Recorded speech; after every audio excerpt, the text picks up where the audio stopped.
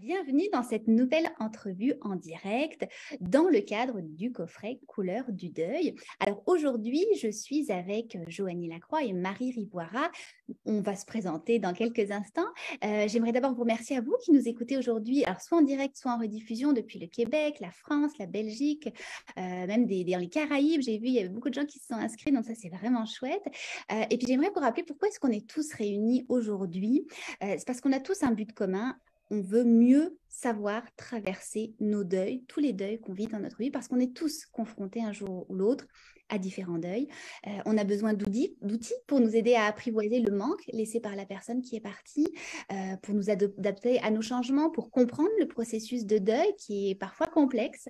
Donc c'est pour ça qu'avec Joanie, Marie et 9 autres formatrices, nous avons créé le coffret Couleurs du deuil. Donc c'est 11 formations quasiment toutes nouvelles, dont la formation de Joanie, dont la formation de Marie. Elles ont créé vraiment les formations pour ce coffret-là. Et ce sont des formations qui sont disponibles en ligne, donc vous avez 1 an pour toutes les suivre. Vous pouvez les réécouter autant de fois que vous voulez. Il y a énormément de documents PDF qui viennent avec, donc de support. Et les différents sujets qui sont abordés, écoutez, il y en a vraiment beaucoup. On a les différentes issues du deuil, on a apprivoisé la mort pour mordre dans la vie, les signes des défunts. On a Nathalie Hanot qui va nous faire une formation sur le carnet de deuil, et Dieu sait que c'est extrêmement important. On a revivre après le deuil, quel est le cadeau caché de nos deuils avec Joanie. On a une formation sur le deuil animalier, sur les deuils qui sont vécus par les jeunes, et ça on en parle encore trop peu. On a évidemment une belle formation aussi de Marie sur les techniques de chant mental et les méditations, des outils vraiment pratico-pratiques que vous pouvez utiliser pour vous apaiser. On a une formation sur les rituels, et ça malheureusement dans notre société on veut aller trop vite et on ne fait plus de rituels. Ben là, Isabelle nous aide à en replacer. On a une formation sur comment briser l'isolement, parce que malheureusement le deuil nous plonge souvent dans un isolement assez intense. Et on a une formation sur les chaos et les incohérences du deuil. Donc on a vraiment énormément de sujets qui sont couverts. Le coffret est vraiment à un prix très très doux, parce qu'on voulait vraiment rejoindre le plus de monde possible. Je vais vous le redire à la fin, mais je vous encourage, et c'est ma mission d'aujourd'hui, que vous alliez voir les sites internet de Joanie Lacroix Pastel Fluo, de Marie Rivoira, que vous vous inscriviez sur leur newsletter, que vous vous inscriviez sur leur page Facebook, parce qu'elles parlent du coffret. Ils ont plein de beaux contenus à vous offrir. Fait allez acheter le coffret aussi avec nos formatrices. Et alors, sans plus attendre, je vais me tourner vers nos formatrices d'aujourd'hui. Alors, je vais commencer par toi, Joanie Lacroix. Joanie, tu es fondatrice de Pastel Fluo et maman de Thomas et Nélia. Bonjour, Joanie. Allô, Aurore, bonjour tout le monde. Alors, Joanie, j'aimerais que tu nous dises un petit peu comment tu es arrivée, toi, dans l'univers du deuil, et pourquoi tu es avec nous aujourd'hui, finalement. Ben, moi, d'emblée, ce que je peux vous dire, c'est que toute ma vie, j'ai eu une extrême peur de la mort. Je pense que, tu sais, la mort, souvent, il y en a beaucoup qui ont cette peur-là. Moi, c'était à l'extrême. J'avais même de la misère à aller dans les centres funéraires, là, tu sais, pour vous donner une idée. Et ma rencontre avec la mort, en fait, ça a été ben, quand j'ai tombé enceinte de mon deuxième petit garçon, Thomas. Thomas, à 13 semaines de grossesse, on a appris qu'il y avait une anomalie assez importante qui était une gastroschisie. Donc, en fait, c'est qu'il y avait un petit trou dans son abdomen, puis ses intestins se développaient en partie à l'extérieur de son corps. Et dans cette grossesse-là, pour moi, ça a été aussi la rencontre avec le fait que pour la première fois de ma vie, je contrôlais pas ce qui se passait dans ma vie. Hein. Je pense que comme société, on veut tellement avoir le contrôle, puis on veut tellement savoir où on s'en va. Et là, j'étais confrontée à cette épreuve-là, c'est rempli de doutes également. Et en même temps, pour la première fois, j'avais tellement été dans ma tête longtemps que là, je me reconnectais un peu plus à mon ressenti. Je me suis ouverte à la pleine conscience, donc à cette façon d'accueillir finalement, d'accueillir ce qui est dans nos vies au lieu de résister, puis de l'accueillir avec sérénité le plus possible. Et finalement, ben la grossesse s'est vraiment bien passée, sauf que Thomas, à quelques jours de vie, pour une raison qu'on ignore, il a perdu beaucoup de sang, il a perdu 1/3 de son sang. Puis à partir de ce moment-là, ça a été vraiment un moment pivot dans son passage, en fait, de tous ces... Je rentrerai pas dans les détails, là, c'est pas nécessaire, mais tous ces organes vitaux ont vraiment flanché jusqu'à temps qu'on soit devant la décision la plus difficile de notre vie, qui était d'arrêter de forcer la vie, d'arrêter de s'acharner à le maintenir en vie et de l'accompagner aux soins palliatifs. à contre-cœur. Et là, ça a été cette grande perte de repère. Moi, j'avais jamais perdu personne dans ma vie, là, donc j'avais jamais été confrontée face au deuil. Puis comme je vous le disais en début, au début, la mort me faisait tellement peur. Puis en même temps, c'était tellement spécial parce que dès ce moment-là qu'on a pris la décision de l'accompagner aux soins palliatifs, déjà, tu sais, je parle beaucoup des cadeaux cachés du deuil parce qu'il y a de la douleur, ça c'est inévitable, mais à un certain moment, il y a comme ces cadeaux-là qui se révèlent dans l'expérience. Puis même dans les soins palliatifs, c'est fou, tu sais, il y a eu un moment, comme une dizaine de minutes avant de mourir, puis mon fils, là, ce qu'il faut savoir, c'est qu'il était vraiment dans un état, là, tellement, il y avait des sédatifs tellement puissants qu'il était dans un état un peu comme dans le coma. Puis 10 minutes avant de mourir, je le berçais, puis il s'est ouvert les yeux. T'sais. Puis il m'a regardé, puis j'avais l'impression qu'on regardait notre âme. T'sais. Puis j'ai entendu, le chemin sera tellement pas facile, mais tu vas voir à quel point qu'il va valoir la peine d'être vécu.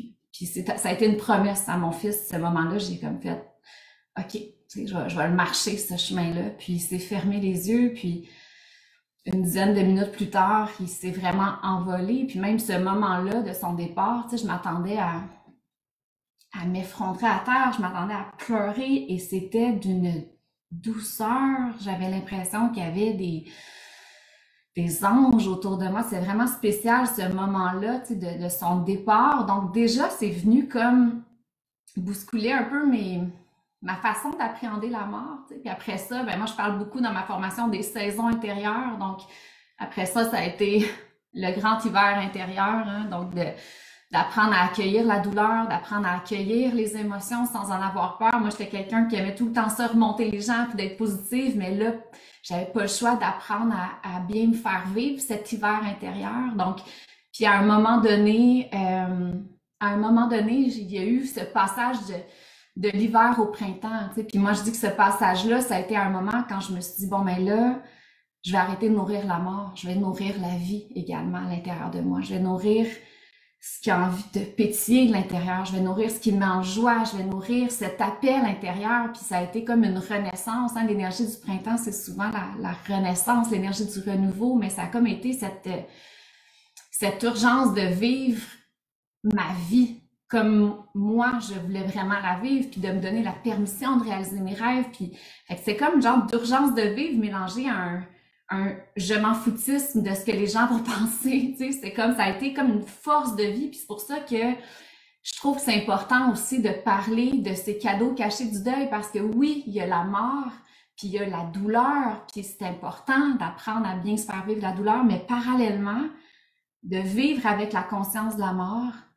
ça donne tellement de force à notre vie, ça donne tellement de force, et moi je me dis, ok, là, moi je suis en santé, là, qu'est-ce que je fais de ma vie, là, tu sais, puis dans ce temps-là, j'étais productrice en télé, en publicité, puis la vie allait vite, j'étais dans un tourbillon, puis j'ai tout rechoisi dans ma vie, j'ai rechoisi mes amis, j'ai rechoisi mon chum, j'ai rechoisi mon travail, j'ai rechoisi mon lieu de vie, donc c'est ce que le deuil peut apporter aussi, puis je pense que c'est important de faire confiance à ce processus du deuil et de prendre le temps de vivre le processus, hein. Souvent, c'est ça, on veut tellement aller vite, puis quand on va pas bien, c'est comme, OK, faut que j'aille vite, bientôt, là, tu sais, puis c'est quasiment comme si on voulait cocher ça sur une liste. Puis le deuil, c'est pas ça, c'est pas linéaire, le deuil, donc c'est d'apprendre à vivre nos deuils avec cette ouverture-là et tellement d'auto-bienveillance et tellement d'auto-compassion, hein, tu sais, d'apprendre à être sa propre meilleure amie dans tout ça. Ça aussi, souvent, on n'apprend pas à s'accompagner soi-même dans la vie, on n'apprend pas à vraiment être la personne la plus importante de notre vie, puis quand on vit nos deuils, c'est plus important que jamais, justement, de bien s'accompagner. Donc ça a été ma première rencontre, tout un cheminement. Puis 2 ans après, je suis retombée enceinte d'une petite fille, et là, elle était toute en santé. Puis c'était ma petite Nélia. Puis moi, après avoir eu 2 garçons, parce que j'ai un petit garçon, Jacob, donc mon premier qui est en pleine santé, qui a 9 ans et demi aujourd'hui, c'est Jacob. Puis donc là, après 2 garçons, j'étais enceinte d'une petite fille, puis elle était, c'est ça me faisait du bien d'être dans cette énergie féminine. Puis à 6 mois de grossesse, je sentais qu'elle bougeait différemment. Mais tu sais, dans ma tête, je me disais, je dois être dans mes peurs vu que j'ai déjà perdu un enfant, mais j'avais comme un mauvais feeling. Puis il y a une journée où là, je l'ai pas senti bouger, fait que je me suis rendue à l'hôpital. Puis ça, c'est le scénario que personne veut vivre quand on est enceinte. Là. J'étais arrivée au triage, j'ai trouvé pas le cœur. Puis rendu, là, j'ai croisé mon médecin qui était aux accouchements cette journée-là. Puis là, je disais, je pense que la petite va pas bien. Puis il m'a fait une échographie. Puis il a constaté qu'elle venait de mourir, que son cœur venait de s'arrêter. Donc là, ça a été comme... je voulais comme pas, tu sais, je voulais pas revivre ça. Puis là, la vie remettait cette épreuve qui était tellement difficile.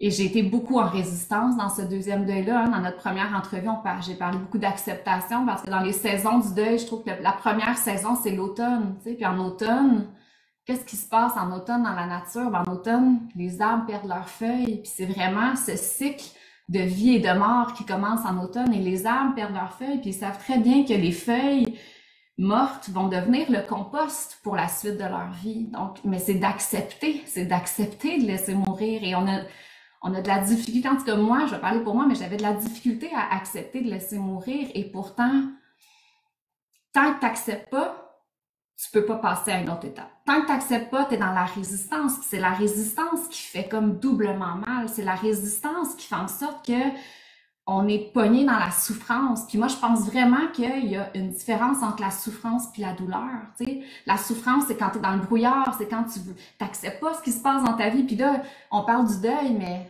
pour toute situation de vie, quand on n'accepte pas ce que la vie met devant nous, on peut pas aller mieux. On peut pas franchir les prochaines portes pour aller mieux. Donc, c'est d'accepter ça. Et la douleur, ben, c'est de sentir la douleur dans le corps. Et notre corps est un excellent allié. Puis c'est ce que je parle aussi dans ma formation. On est dans un véhicule extraordinaire, notre corps. Mais on n'a pas appris on est tellement dans notre tête qu'on n'a pas appris à descendre dans notre corps. Et notre corps a vraiment toute cette faculté de processer nos émotions pour vivre notre deuil. Donc, ça a été ce cheminement-là que dans le fond, les saisons intérieures, je les ai revécues, puis encore plus en profondeur, parce que ce deuxième deuil-là est encore plus difficile pour moi. De par, ben c'est ça, c'était comme le deuxième, là. Fait que mais en même temps, ça l'a aussi amené des cadeaux cachés que j'aurais jamais pensé qu'il y aurait des cadeaux cachés dans cette deuxième épreuve-là, puis il y en a. Alors, justement, on va en parler un petit peu des cadeaux cachés. Excuse-moi, moi quand je parle, des fois je pars, puis là, excuse-moi. C'est bon, on va garder encore un petit peu de suspense aussi pour les gens. Merci pour ton témoignage, Joanie. Et quand on s'était rencontrés pour que tu fasses partie du coffret, tu m'avais beaucoup émue parce que c'est une très belle histoire. Il y a sûrement beaucoup de parents qui en vivent. Et même si on n'a pas perdu un enfant, qu'on a perdu un conjoint, on peut avoir eu les mêmes états de deuil et trouver des cadeaux cachés. On y reviendra un petit peu plus tard. Là, je vais me tourner vers toi, Marie Rivoira. Marie, tu es une compatriote en France. Tu es psychopraticienne spécialisée dans l'accompagnement deuil. Alors, toi aussi, raconte-nous un petit peu ton parcours pour arriver jusqu'ici. Ce qui a fait que je me suis spécialisée dans le deuil. Bonsoir tout le monde. Donc oui, moi, l'accompagnement au deuil est arrivé sur le tard, on va dire, puisque il y a eu une période de ma vie où je me destinais à changer de carrière pour être plus dans l'accompagnement. J'avais déjà passé mon diplôme de yoga, j'avais passé ma certification de maître Reiki et je commençais à aller dans des métiers de l'accompagnement. Et je vivais à l'étranger. J'étais mariée depuis un mois avec une personne dont la rencontre avait été quelque chose de phénoménal, comme vraiment, après ça dépend des croyances, mais comme vraiment une rencontre d'âme sœur ou quelque chose de indescriptible vraiment. Et donc on était mariés, on vivait ensemble, on venait d'avoir notre maison. Et en partant au travail un matin, il est décédé d'un accident de voiture. Donc ça a été ma première grande rencontre, on va dire, avec le deuil, puisque j'avais déjà eu un peu comme beaucoup de monde, je dirais, le décès des grands-parents quand on est plus jeune, des amis un peu plus éloignés, des oncles, des tantes, etc., qui m'avaient affectée, hein, bien sûr. Mais là, c'était au cœur de ma vie. Vraiment, c'était ma vie, c'était moi. Je me suis effondrée et je me suis retrouvée sans plus aucun repère. pourtant, concrètement, il y en avait des repères, hein. J'avais ma famille, j'avais des amis, mais le fait que la personne avec qui je vis, mon mari, la personne que j'aime, décède, et puis si subitement, je me suis retrouvée mais perdue, tellement perdue. Enfin, c'est aussi assez indescriptible. Des fois, je décris un peu quand j'écris, j'arrive à me replonger dans ces émotions-là, mais ça reste assez indescriptible, la violence de ce truc-là. Et donc, suite à ça, là, je n'avais pas du tout idée d'un jour accompagner les gens qui étaient dans le deuil, tellement moi, j'étais dans le mal. Suite à ça, je suis rentrée en France, perdue, sans appartement, sans travail, etc. Je suis allée chez ma mère, avec qui j'avais une très belle relation. Et donc, je vivais avec ma mère, qui était en pleine forme, 57 ans. Et elle aussi, subitement, décédée d'un arrêt cardiaque. C'est moi qui l'ai trouvée, c'est moi qui ai fait les premiers soins, etc. Donc là, je rebondis un peu sur ce que tu disais, Joanie, quand c'est un deuxième deuil qui arrive par-dessus. Le premier est déjà tellement difficile qu'on se dit, mais plus jamais je vivrai quelque chose d'aussi dur dans ma vie. Et pof, le deuxième, alors on peut pas, pour moi, on peut pas vraiment dire qu'est-ce qui est plus dur que quoi, mais en tout cas, deux, c'est sûr que c'est dur. Et déjà, un, c'est déjà beaucoup trop, en fait. Et voilà. Et donc, à partir de là, j'ai commencé à me faire accompagner par différents types de thérapeutes, beaucoup plus énergétiques ou médium, où j'étais vraiment dans une recherche de savoir si ils allaient bien. C'était ça, moi, ma grande question, c'est est-ce qu'ils vont bien? Et comment je peux faire, moi, pour trouver ma place sur Terre alors qu'eux ne sont plus là? Et donc, j'ai vu pour ça plusieurs thérapeutes, donc peut-être d'ailleurs quelqu'un qui nous écoute ce soir, et qui m'ont aidé là-dessus. Et ma question n'était pas comment je vais faire pour être heureuse, parce que si vous qui nous écoutez ce soir êtes en deuil, et si c'est assez récent, c'est peut-être pas la question que vous vous posez, parce que peut-être que vous n'avez même pas envie d'être à nouveau heureux ou heureuse. Et c'est ça toute la complexité du deuil, c'est qu'on a une force de vie qui nous pousse vers l'avant, qui nous fait survivre, et quelque chose en nous qui nous dit mais à quoi bon, de toute façon j'ai même plus envie. Et ça oscille plein de fois par jour, et c'est la grande complexité. Et donc je suis passée par tous ces états. Et dans ma reconstruction est venu le moment où, oui, j'étais déjà destinée à accompagner les gens vers un mieux-être, un développement personnel, etc. Et un jour, mon expérience de vie, parce que mon grand pourquoi, que vous vous posez sûrement tous et toutes, pourquoi je vis ça, ben, mon grand pourquoi, moi, je me suis transformée pour un jour aider les gens qui vivent ça. Et donc, j'ai attendu d'être solide, d'être forte, de pouvoir en parler avec des émotions modérées, on va dire, d'être sûre que à la fois, je serai assez sensible pour comprendre les gens, mais à la fois assez solide pour ne pas m'effondrer quand c'est des gens qui ont besoin d'être aidés qui sont en face de moi. Et donc, voilà, je me suis spécialisée. Après avoir eu un cabinet tout public, on va dire, pour faire de l'hypnose, des soins énergétiques, thérapie brève, j'ai arrêté complètement ça, le cabinet, et je fais que de l'accompagnement au deuil à distance. Voilà comment je suis arrivée dans ce monde-là, on va dire. Oh, très, très beau témoignage aussi, Marie. Puis toutes les deux, vous utilisez le mot repère. Effectivement, je crois que quand on est en deuil, c'est comme si on avançait dans une espèce de tempête où il y a des bourrasques, de la pluie, des fois un petit peu de soleil, puis les nuages qui reviennent, les éclairs, puis on n'a plus de repère, on ne sait plus la où notion aller. D'être perdu, ouais. Ça revient souvent dans les gens qu'on accompagne, ouais, le fait d'être perdu, ouais. Exactement, et c'est aussi pour ça qu'on a créé le coffret, pour donner, il y a 11 formations, 11 repères, parce que quand on a des outils comme ça qui peuvent nous aider, c'est beaucoup plus facile, ou en tout cas plus apaisant de traverser le deuil. Puis Marie, on a vu un petit peu toi, ton cadeau caché de certains de tes deuils, puisque maintenant tu redonnes finalement aux gens, tu accompagnes de nouveau les gens. Toi, Joanie, on l'a bien compris aussi, tu as créé Pastel Fluo après, il y a eu un documentaire, il va y avoir un livre, et puis évidemment cette belle formation. Est-ce que tu peux nous parler un petit peu plus justement, alors pas comment trouver son cadeau, parce qu'on va laisser les gens le découvrir dans ta formation, mais peut-être qu'est-ce que justement les gens vont apprendre en suivant ta formation? C'est ça, tu sais, moi, puis tu as raison, tu sais, si on part de la perte de repères, au début, il n'y en a pas de cadeau, là. Puis au début, là, c'est juste la tempête, c'est juste le vent, c'est juste...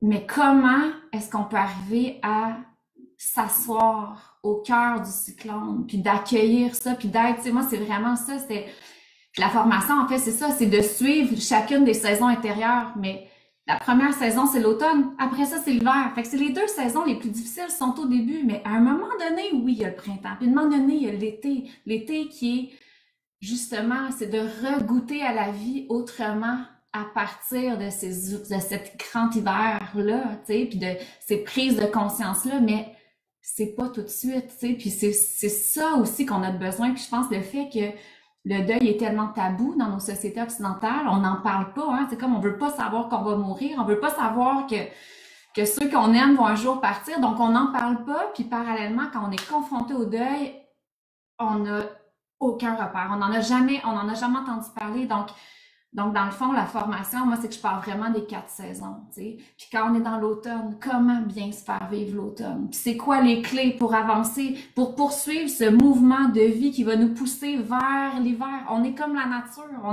Puis, tu sais, d'ailleurs, moi, il y a un des bonus que j'offre, c'est justement la médecine de la nature, parce que la forêt, la nature, moi, m'a tellement fait du bien, particulièrement à mon 2e deuil, là, je mettais mon soute de neige, là. J'allais m'étendre dans la forêt, puis je pleurais en hiver. En plus, moi, c'était en hiver au Québec, où il y avait beaucoup de neige, mais j'avais l'impression que la nature m'apaisait. Je regardais les nuages passer dans le ciel doucement, puis, tu sais, de me reconnecter au moment présent. Puis c'est Eckhart Tolle qui dit, dans le moment présent, la souffrance est vraiment moins grande. Ou, tu sais, donc, de se reconnecter au moment présent puis de s'accompagner. Donc, comment est-ce qu'on peut vraiment aller chercher cet ancrage-là à l'intérieur de nous, ce calme-là à l'intérieur de la tempête? Moi, c'est vraiment cette image-là, tu sais, au cœur de cet automne et de cet hiver intérieur. Comment est-ce qu'on peut aller vraiment comme un phare à l'intérieur de nous, être calme à l'intérieur, puis respirer dans cet espace-là, puis d'accueillir une émotion à la fois, une journée à la fois. Tu sais, le deuil, au début, en tout cas, pour ma part, c'était tellement un ouragan que s'il y avait 5 minutes dans lesquelles je pleurais pas, au début, c'était beau, mais comment est-ce que, justement, on peut accueillir une émotion à la fois? Puis après ça, hop! Puis, tu sais, je compare souvent le deuil. Puis en tout cas, cette bourrasque-là, à l'accouchement, il y a plusieurs femmes probablement qui nous écoutent. Tu sais, un accouchement, comment bien vivre un accouchement? C'est d'être dans une ouverture complète, hein? C'est de laisser ce mouvement de vie être, même si ça fait mal. Donc, d'être dans l'accueil total de la douleur, puis de se laisser traverser par nos émotions. Mais on n'apprend pas ça. Puis c'est pour ça, je pense qu'il est tellement important le coffret du deuil, puis chacune des formations, parce qu'on n'apprend pas à bien se faire vivre ces moments de douleur. Et il y a, puis je l'ai vécu 2 fois, fait que je l'ai expérimenté en tabarouette dans les dernières années, mais il y a une façon de s'accompagner, il y a un chemin. Mais je pense que c'est d'accepter que le chemin, ça prend pas une semaine. Le chemin n'est pas linéaire, comme je le disais, mais mais d'écouter ce mouvement de vie, puis à un moment donné, on ressent l'énergie du printemps. Puis à un moment donné, oui, il y a des cadeaux cachés. Puis tu sais, toi, ça a été, puis de donner un sens, je pense que c'est une grande, grande clé, tu sais, puis moi, ça a été à travers Pastel Fluo. Dans le fond, à un moment donné, je me suis dit, OK, j'étais productrice en télé. Je me suis dit, OK, comment est-ce que je peux utiliser tout ce que je suis, puis toute mon expérience de vie, puis mon expérience sur le marché du travail, puis le mettre au service. Puis au début, c'était ça. C'était comme, je vais aller à la rencontre de gens qui ont vécu des grandes épreuves de vie, qui ont réussi à les transformer en force. Je veux m'inspirer de leur parcours, je veux m'inspirer. J'avais besoin de voir qu'un jour, j'allais pouvoir m'en sortir. Puis Pastel Fluo a commencé comme ça, par un projet de cœur. Puis là, finalement, c'est devenu une série documentaire qui a été rachetée par TV5 Monde, qui a été rachetée par Tout.tv au Québec. Et là, maintenant, c'est des formations, un podcast. Mais initialement, ça a été ça. Comment est-ce que je peux nourrir la vie? Comment est-ce que je peux nourrir la vie? Et peu à peu, on commence à donner du sens au deuil. Puis peu à peu, on se rend compte que le deuil nous permet de nous arrêter. Et dans notre société, on s'arrête pas beaucoup. Puis on l'a même vu à travers la pandémie. La pandémie nous a arrêtés, hein. Puis qu'est-ce que ça fait? C'est qu'on se pose les vraies questions. On revient au cœur de notre être. Puis ça, c'est un des cadeaux cachés du deuil, de revenir à l'essentiel, de nourrir ce qui est vraiment important pour nous, de nourrir. Tu sais, qu'est-ce qu'on veut que notre vie soit finalement? C'est quoi le legs de notre vie? Tu sais, comment est-ce qu'on peut faire en sorte que, à travers ce qu'on porte chacun, à travers notre unique médecine, comme le disent si bien les Autochtones, comment est-ce qu'on peut juste venir créer un leg positif? Parce que moi, c'était cette réflexion-là de me dire, Si je meurs l'année prochaine, je veux pas me dire que je passe à côté de ma vie. Puis moi, mon fils, puis ma fille, encore une deuxième fois, m'a ramené ça, cette espèce de faisons de notre vie un leg, tu sais. Mais pour ça, avant, faut vivre nos émotions, faut prendre soin de nous. Puis encore là, les Autochtones, ils disent prendre soin de nous en premier, hein, se donner tout en premier, puis après ça, on va prendre soin des autres. Donc, c'est tout cet équilibre entre le donner et le recevoir également. Donc, d'apprendre à prendre soin de nous. Puis ça, c'est ça qui est important en hiver intérieur, c'est le temps est à recevoir l'aide des autres, le temps est à laisser les autres prendre soin de nous, à déléguer un petit peu plus, à s'offrir toute la douceur du monde. Un jour, on va être en été, un jour, on va avoir la force pour nous maintenant donner, prendre soin du monde. Mais tu sais, comment est-ce qu'on peut équilibrer le donner et le recevoir dans notre vie? Fait que c'est ça, ma formation, dans le fond, c'est le chemin. Fait que c'est pas juste sur le deuil périnatal. Il y a un bonus sur le deuil périnatal, vu que c'est vraiment mon histoire, puis je voulais outiller les mamanges puis les papanges, donc les mamans qui ont perdu des enfants, mais le deuil, je pense que c'est un processus tout deuil, finalement, tu sais. Merci beaucoup, Joanie. Alors, même question à toi, Marie. Ta formation est très, très pratico-pratique. Il y a des méditations, il y a des boucles de tapis. Explique-nous un petit peu. Oui, alors moi pour mon programme, ça se passe en deux parties, on va dire. Il y a une partie plus théorique. Alors, c'est pas des cours comme à l'école, hein, ça reste très ludique, mais c'est théorique dans le sens où, mais comme tu disais, Joanie, c'est super important de comprendre ce qu'on est en train de vivre et on n'apprend pas le deuil dans nos sociétés. Donc, la première partie, elle est faite pour que vous puissiez comprendre ce qui se trame en vous là actuellement, ce qui se trame même au niveau de vos hormones, comment les émotions vont venir charger telle ou telle hormone, pourquoi vous vous sentez épuisé, pourquoi ça a telle et telle influence sur votre vie au quotidien. Et au plus vous allez avoir de notions et de connaissances sur ce qui se passe réellement en vous, et au moins vous allez avoir peur de votre propre état. Parce qu'il y a ça aussi qui se passe dans le deuil. Des gens qui me contactent, c'est beaucoup, mais est-ce que c'est normal? Ça fait tant de mois, est-ce que je suis comme ça? La question de la normalité revient très, très souvent parce qu'on a peur d'aller trop vite, d'aller pas assez vite, de pas être dans les cases, en fait. Alors, premièrement, la bonne nouvelle, c'est qu'il n'y a pas vraiment de cases. Mais la deuxième bonne nouvelle, c'est qu'il y a quand même des choses qui sont généralisables et qu'en les connaissant, vous allez pouvoir avoir encore, on parle de repères. Ah ben voilà, là je vis ça, ben oui, c'est parce qu'il se passe ça en moi. Ah là, c'est comme ça, ben oui, c'est normal parce qu'il se passe ça en moi. Et juste le fait que vous disiez, c'est une suite cohérente, déjà ça va baisser un peu le niveau de pression parce qu'on s'en met beaucoup de pression. On se met la pression de survivre, d'aller mieux, de pouvoir continuer à assumer nos rôles, hein, nos rôles, que ce soit de parents, d'enfants, de salariés, de chefs d'entreprise. Il y a une certaine pression qui est là et en se disant, ben non, en fait, là, je suis en train de vivre ça. C'est normal que je sois pas opérationnelle, en fait. Et à partir du moment où on dit que c'est OK, ben, on peut prendre le recul nécessaire, on peut prendre le temps de pause dont tu parlais et on peut tout simplement se dire, là, il faut que je vive ce que j'ai besoin de vivre. Donc voilà, ça c'est pour la partie plus théorique parce qu'il y a beaucoup, beaucoup de choses à comprendre et on n'est pas du tout assez outillé pour ça.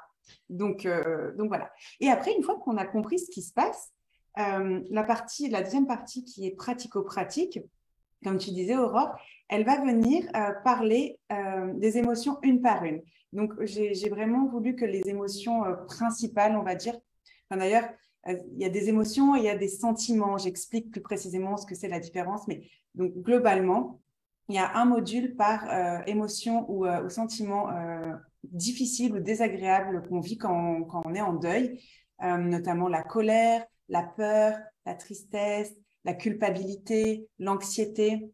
Je ne sais plus exactement, il y a vraiment la liste de tout ce que, il m'en manque une ou deux, colère, anxiété, les crises d'angoisse, la tristesse, bien sûr, ouais, voilà.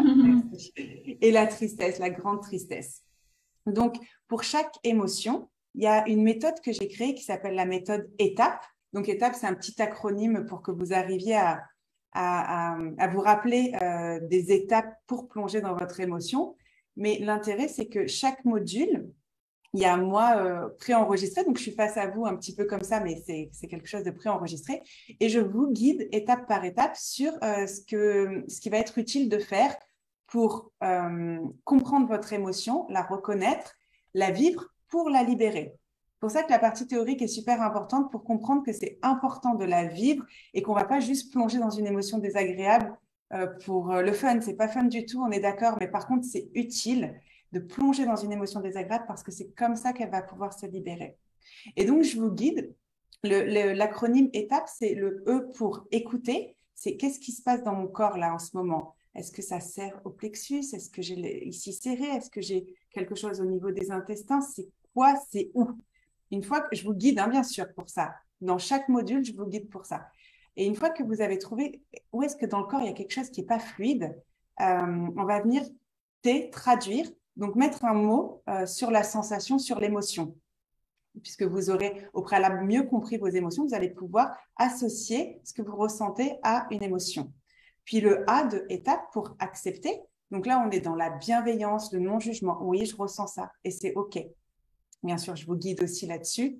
Après, le P de plonger. Là, on plonge dedans parce que comme vous l'aurez compris en regardant la partie théorique, c'est en plongeant complètement dedans et en vous laissant envahir par cette émotion. Si on parle par exemple de colère, ce qui est une émotion qui est dure à accepter parce qu'elle est socialement pas très bien vue, souvent la colère, et bien plonger dans cette émotion, qu'est-ce que ça fait, etc., dans le corps entièrement pour arriver au E de étape qui est encouragé. Et ce E de étape, c'est la grosse étape justement où on va faire de la thérapie du champ mental, où là on va venir faire des boucles de tapping qui sont spécifiques à l'émotion que vous êtes en train de vivre et qui vont, je vous guide en faisant des débuts de phrases pour arriver à vous guider parce que sinon on a tendance à vouloir un petit peu s'échapper de l'émotion. Donc je vous guide pour vraiment aller là où il y a besoin d'aller. Je fais des débuts de phrases que vous vous répétez dans votre tête et que vous complétez. Et ensuite, on arrive au S, parce que c'est étape au pluriel, au S de souffler, pour sortir de tout ça avec une technique de respiration précise. Et voilà, pour chaque émotion, on a ce truc de étape qui revient, toutes ces étapes dans lesquelles je vous guide. Et en bonus, il y a les méditations le soir pour mieux s'endormir et le matin pour se préparer à une journée. Méditations qui sont teintées d'hypnose, mais vraiment spécifiques à quelqu'un qui est en train de vivre un deuil. Voilà. Puis je peux peut-être faire du pouce sur ce que tu dis, tu sais, quand on se permet vraiment de vivre une émotion, Sonia Lupien, qui est une spécialiste sur le stress ici au Québec, elle disait que l'émotion dure à peu près 90 secondes dans le corps. Donc, oui, voilà, tu sais, quand on la vit vraiment dans le corps, puis qu'on n'est pas dans notre tête à se demander pourquoi j'ai perdu cette personne, mais qu'on est vraiment dans le corps, c'est 90 secondes. Donc, tu sais, c'est beaucoup plus court et ça se superpose moins, Exact. Fait que, c'est pour ça que des fois l'image de l'accouchement, hein, donc plus qu'on va laisser ce mouvement-là être, moins on va souffrir. Puis après ça, ben, un peu comme l'accouchement, une fois que la contraction est passée, une fois que l'émotion est passée, hop, on a une pause. La paix s'installe. Donc, tu sais, c'est s'accompagner. Apprendre à s'accompagner. Puis, exactement. C'est le deuil, mais c'est des tu sais, là, on parle de deuil de personnes décédées, mais c'est des outils, je trouve, qui vont permettre aux gens de s'accompagner, peu importe les deuils qui vont avoir. Ça marche pour toute la vie. Du moment qu'on parle d'émotions, en fait, ça marche pour toute la vie. Exact. Mais disons que le deuil, c'est le moment où nos émotions sont tellement énormes, elles sont tellement déroutantes que c'est souvent le moment où on se dit, là, il va falloir que je fasse quelque chose de plus concret, en fait. Ouais. Exact. Mais après ça, tu sais, un deuil, ça peut être le deuil d'une maladie, de la santé. Le deuil, c'est toute réalité qui était dans notre vie, qu'on aimait, qui n'est plus. Donc, le deuil, tout passage de vie. Donc, c'est tellement important d'apprendre à vivre nos deuils. On en a plusieurs à différentes échelles. Je suis d'accord avec toi qu'une personne décédée, c'est comme le gros deuil, mais c'est des outils pour la vie, finalement. Le processus, ouais.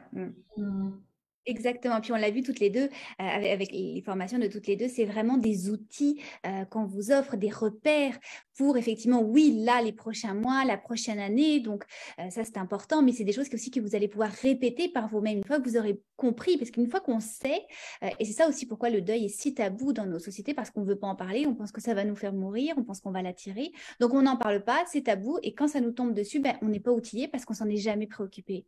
Dans le coffret, on a également José Masson qui va va nous parler de comment on parle des pertes et des deuils aux jeunes.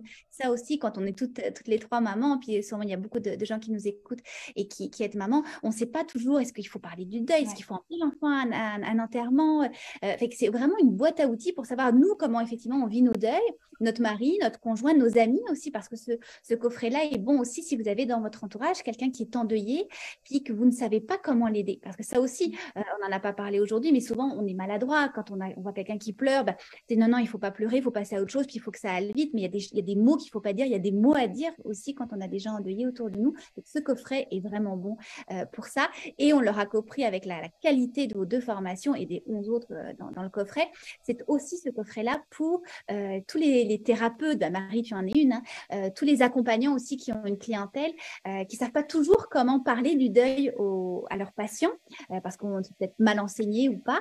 Et c'est aussi des outils qui vont être utiles pour tous ces accompagnants-là. Marie, tu voulais ajouter Oui, parce que ça me fait penser à un commentaire que j'ai vu passer sur mon groupe tout à l'heure, un groupe Facebook qui est justement de soutien au deuil, et une personne qui expliquait qu'elle vit le deuil de sa, je crois que c'est de sa fille depuis longtemps maintenant, et elle a travaillé et qu'elle avance, mais qu'en revanche, son mari ne veut pas du tout aller voir des thérapeutes, etc. Et je pense que c'est le cas de plusieurs personnes de ne pas vouloir aller voir quelqu'un. Parce que ce n'est pas forcément encore communément admis. Et puis, il y a aussi une notion de pudeur parfois qui s'installe. Et l'intérêt de ce coffret et de tous ces programmes qui sont en ligne, c'est que pour quelqu'un qui n'a pas envie de s'exposer face à quelqu'un, là, c'est vraiment le confort de chez soi et l'intimité de chez soi. Et ça peut être très, très utile. Bien sûr, en parallèle de certains accompagnements ou dans plein de cas, mais aussi pour ces personnes qui n'ont pas envie d'aller voir quelqu'un de visu.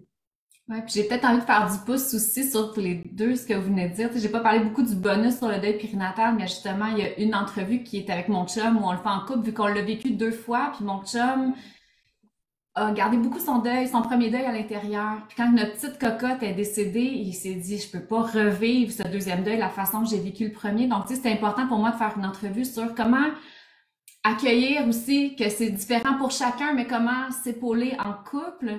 Puis j'accueille aussi Hélène Gérin qui a écrit dans ces moments-là, tu sais, puis quand tu parlais, Aurore, de l'entourage, en fait, dans le deuil périnatal, ce livre-là est vraiment magnifique. Dans le fond, la première partie, c'est plein de parents qui ont perdu des enfants, donc de normaliser la souffrance qu'on ressent. Dans la 3e partie, c'est qu'est-ce qu'on peut dire, qu'est-ce qu'on peut faire quand on est dans l'entourage. Et puis, dans le milieu, il y a comme plein de rituels, d'idées pour prendre soin du deuil. Fait qu'il y a Hélène aussi qui vient, puis il y a un automassage du ventre. Moi, ça a été comme une grande médecine pour moi de me masser le ventre. Fait que Cynthia qui est spécialisée dans le féminin sacré et tout, qui va venir faire comme guider un rituel d'automassage de guérison du ventre aussi. Donc, c'est ça. Je voulais juste comme rajouter ça, là, s'il y a des parents qui ont perdu des enfants. Ça peut aider beaucoup de monde. Ça peut aider, oui, exactement. Puis c'est tellement aussi, c'est ça. Puis par rapport aux enfants, moi, je l'ai vécu, puis tu sais, mon petit Jacob qui a vécu le premier deuil à 3 ans, puis le 2e deuil à 5 ans, je me suis beaucoup posé la question, est-ce que je vis devant lui mes émotions? Puis j'ai toujours parié. Je voulais pas y enseigner que la vie était parfaite, je voulais y enseigner qu'il y a plein de ressources intérieures à l'intérieur de lui. Puis, fait qu'il m'a vu souvent. J'avais fait une entrevue avec une pédopsychiatre, puis on en parle justement dans la formation aussi.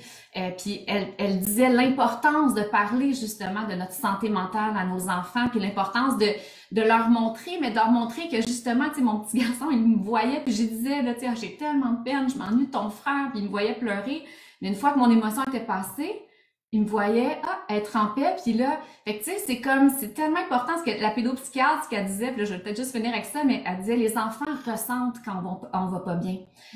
Si on met pas de mots, ben, ils ressentent, mais là, ils savent pas pourquoi, donc ça peut leur créer de l'anxiété, donc oui, c'est tellement, j'en parle un petit peu aussi dans ma formation, mais c'est tellement bien qu'il y ait aussi cette formation précisément. Ouais, je trouve ça les jeunes, ouais. Exact. On peut heures et des heures avec vous deux. On va pouvoir passer des heures et des heures, pendant même une année avec vous, en écoutant et en réécoutant vos formations, parce que quand vous achetez le coffret, vous pouvez réécouter autant de fois que vous voulez les vidéos. Vous pouvez arrêter, pleurer, faire un rituel, revenir sur une vidéo. C'est vraiment, comme Marie le disait, à votre rythme. Il n'y a personne qui vous voit derrière votre écran. Donc, vous pouvez laisser aller vos émotions. Ça, c'est vraiment important. Puis, vous l'avez dit toutes les deux, c'est normal d'avoir des émotions, d'être en colère, de pleurer, d'en vouloir aux autres. C'est normal, c'est légitime. Il ne faut pas refouler ces émotions. Et les différents programmes dans le coffret vous permettent justement de comprendre ça et de savoir comment on les exprime parce qu'il y a plein de méthodes. Et c'est ça qui est chouette aussi, c'est que les 11 formations sont très, très complémentaires. On l'a vu déjà avec vous deux, vous êtes très complémentaires, mais vous avez votre façon à vous d'aborder les choses. Et il y en a qui vont préférer Joanie, il y en a qui vont préférer Marie. C'est correct aussi. Au moins, vous allez avoir 11 visions, 11 repères, 11 phares dans ce coffret. Alors, merci infiniment à toi, Joanie Lacroix de Pastel Fluo. Merci énormément, Marie Rivoira. Merci à vous qui nous avez écouté en direct. Donc, comme on vous disait, le coffret, c'est 11 programmes en ligne pendant un an. C'est en vente jusqu'au 20 novembre. Allez découvrir aujourd'hui, s'il vous plaît, les univers de Joanie Lacroix, de Marie Rivoira. Inscrivez-vous à leurs infolettres, à leurs newsletters. Suivez leur page Facebook. Elles vont vous parler du coffret. Allez acheter le coffret à travers leur lien. C'est important aussi pour les remercier de nous avoir fait confiance dans cette première édition du coffret, qui n'est certainement pas la dernière, parce qu'on voit énormément d'engouement. Et on voit aussi beaucoup d'hommes qui achètent le coffret. Ça, c'est chouette, parce que souvent, les hommes ils ont tendance peut-être à plus refouler leurs émotions. Mais il y a beaucoup d'hommes qui en achètent. C'est vraiment chouette. C'est à toi, Aurore, d'avoir eu cette initiative-là, puis de nous avoir réunis. C'est tellement rempli de sens. Merci. C'est vraiment un projet unique et honnête. C'est vraiment un projet de vie, comme je te disais, Joanie, avant qu'on commence. C'est vraiment quelque chose qui était important pour moi parce que moi aussi, j'ai vécu des deuils très intenses l'année dernière, puis les années passées. Et c'était pour moi important de donner des outils aux gens parce que oui, il y a plein de trucs sur Internet, mais est-ce que c'est bon? Est-ce que c'est fiable? Il faut chercher. On peut passer des heures sur Internet à chercher plein de choses, mais au moins là, on a un endroit où tout est regroupé ensemble. Alors, écoutez, merci infiniment. Donc, allez voir les sites internet de nos formatrices. Vous allez en apprendre beaucoup aussi sur leur univers. Puis ça, c'est important, ça fait du bien. Et puis, moi, je vous dis à demain pour une nouvelle entrevue. À bientôt. Bye bye. Bye. À bientôt.